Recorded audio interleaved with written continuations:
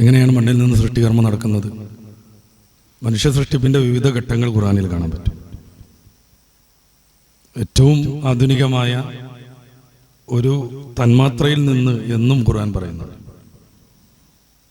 എന്നുവെച്ചാൽ menses blood കുഞ്ഞായി രൂപാന്തരം പ്രാപിക്കുന്നു എന്ന് ശാസ്ത്രം വിശ്വസിച്ചിരുന്നൊരു കാലത്ത്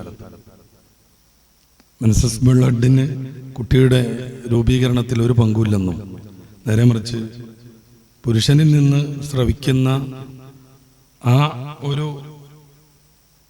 പ്രത്യേകമായ വസ്തു മുഴുവനായിട്ടല്ല, പിന്നെ അതിൽ നിന്നുള്ള ഒരു കണം മാത്രമാണ് കുഞ്ഞാകുന്നതെന്നും പരിശുദ്ധ ഖുർആൻ പ്രഖ്യാപിക്കുന്നുണ്ട്.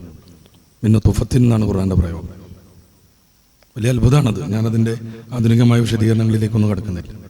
ഖുർആൻ അവതരിക്കുന്ന കാലത്ത് ശാസ്ത്രലോകം കുഞ്ഞുണ്ടാകുന്നത് മെൻസസ് ബ്ലഡ് കട്ടപിടിച്ചിട്ടാണ് എന്നാണ് വിശ്വസിക്കുന്നത്. അങ്ങനെ ഒരു പരാമർശം പോലും, അതിലേക്കൊരു സൂചന പോലും ഖുർആനിലില്ല. പലരും വിമർശിക്കുന്നത് കാണാലോ. ഹബീബായ റസൂൽ സല്ലല്ലാഹു അലൈഹി വസല്ലം അവിടുന്ന് ഇവിടുന്ന് തട്ടിക്കൂട്ടിയെടുത്തതാണ് പരിശുദ്ധ ഖുർആൻ.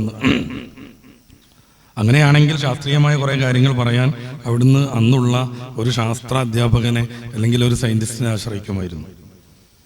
അയാൾ പറഞ്ഞു കൊടുത്താൽ പരിശുദ്ധ ഖുർആനിൽ മെൻസസ് ബ്ലഡ് ഹൈദ് രക്തം കട്ടപിടിച്ചാണ് കുട്ടി ഉണ്ടാകുന്നത് എന്ന പരാമർശവും വരുമായിരുന്നു.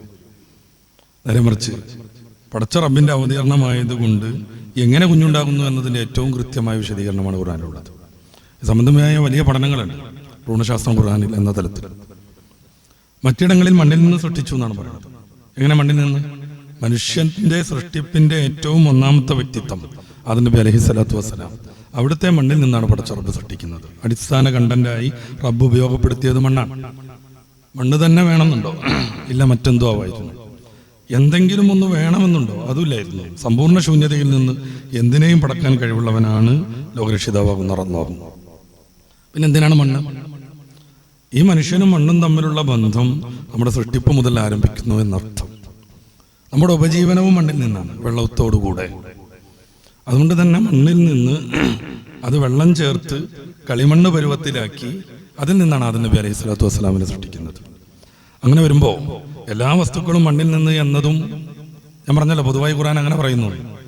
ഇന്നൊക്കെ ഈ പരിണാമത്തിൻ്റെയൊക്കെ ഒന്നാം ഘട്ടമായി പറയുന്നത് അമീബ ജലത്തിൽ നിന്ന് രൂപപ്പെട്ടു എന്നാണ്.